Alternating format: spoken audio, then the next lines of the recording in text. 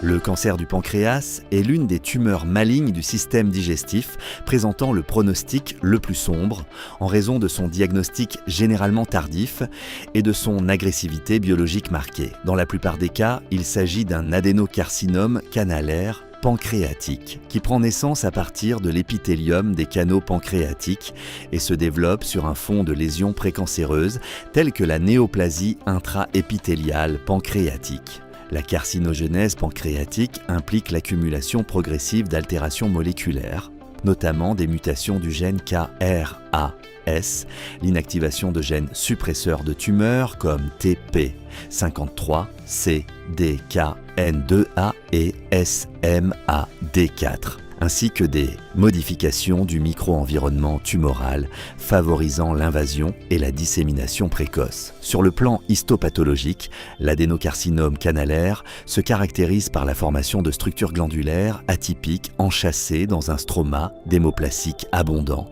avec une importante réaction fibreuse et une invasion périneurale et vasculaire fréquente.